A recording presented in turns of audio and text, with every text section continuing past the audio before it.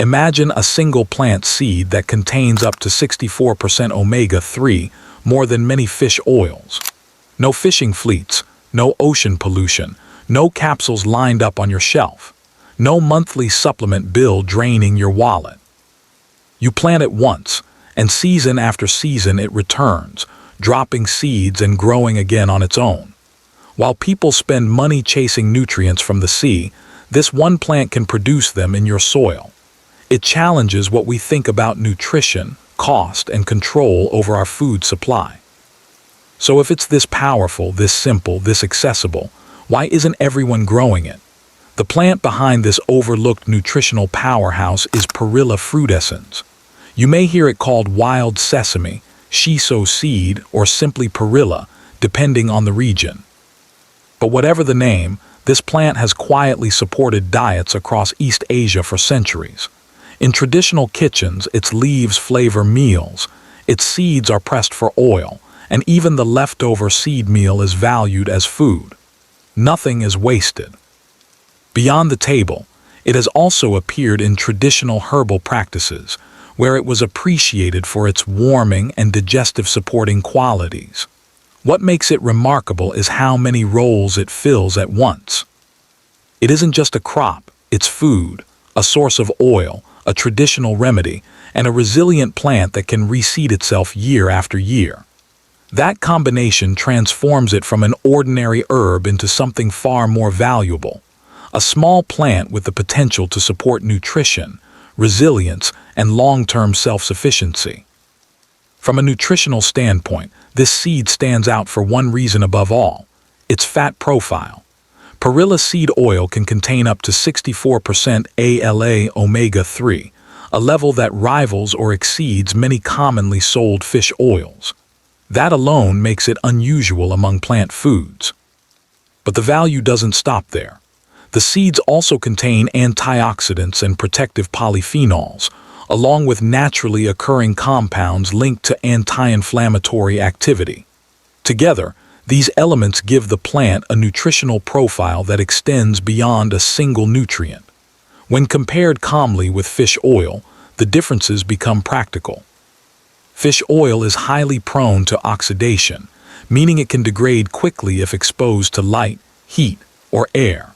Perilla oil, by contrast, tends to store more reliably when handled properly. As a plant source, it also avoids concerns related to marine contaminants or ocean-derived pollutants. Taken together, these factors position Perilla not as a miracle, but as a remarkably efficient and stable plant-based source of essential fats. Long before modern supplements existed, this plant was already part of daily life across East Asia. In Korea, Japan, and China, Perilla appeared in both kitchens and traditional medical writings. Historical texts describe it being used to support breathing comfort, ease digestion, and calm internal inflammation. Farmers cultivated it not as a specialty crop, but as a dependable household plant, something familiar, useful, and trusted. Records suggest it has been grown continuously for more than 2,000 years, passing from village fields to family tables across generations. Seen in that context, its value doesn't come from modern hype or marketing cycles. It comes from persistence. This isn't a new discovery or a sudden superfood trend. It's something much quieter and more enduring, not a trend, but a rediscovery. In many parts of the world, awareness of this plant arrived surprisingly late. While it remained common in Asian agriculture and cuisine, Western scientific attention developed much later. Part of the delay came from language barriers. Many historical, agricultural, and medical texts were never widely translated, slowing the spread of knowledge beyond their regions. The plant also carried multiple local names, which made it harder to track across cultures and research databases.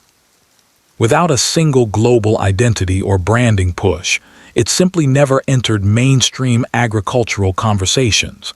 This doesn't mean the knowledge was hidden or suppressed. More often, it was scattered, untranslated, or overlooked. The story here isn't secrecy, it's distance. Sometimes the most useful ideas aren't lost at all. They're just waiting on the other side of a language barrier, quietly growing where they always have. When you look at the research landscape, the contrast is clear. Fish oil has been the subject of thousands of studies across decades, shaping how people think about omega-3 nutrition.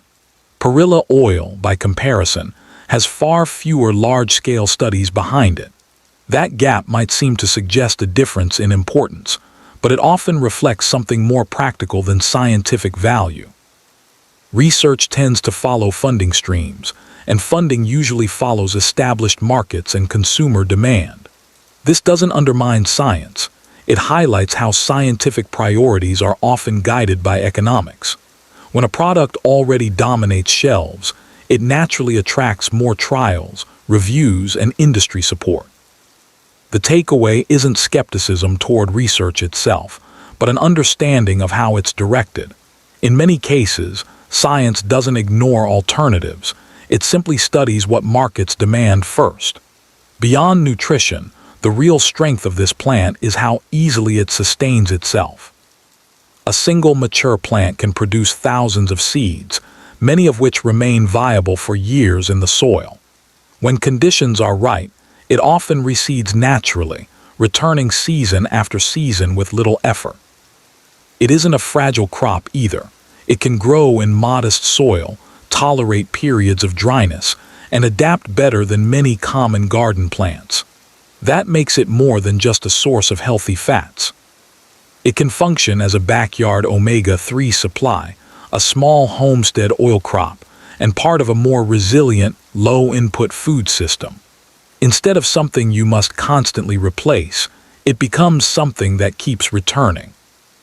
In practical terms, that shifts it from a plant you grow once to a resource that keeps growing with you.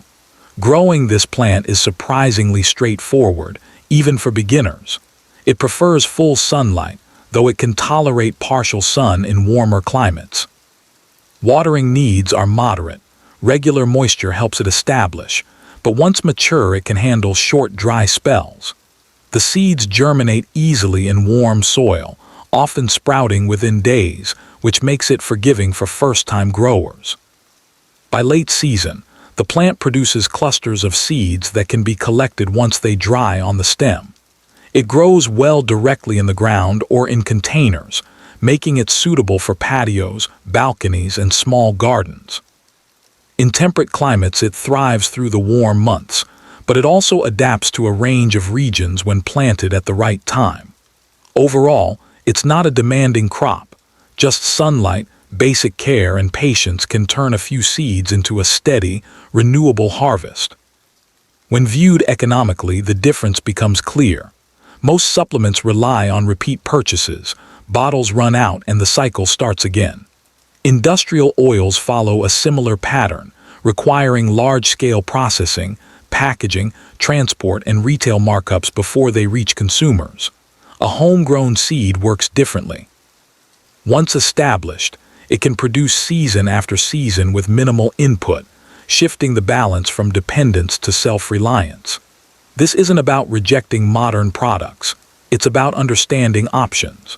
Growing even a small amount at home reduces long-term cost and increases personal control over what you consume. In that sense, the value goes beyond nutrition. The real power isn't the nutrient, it's the control.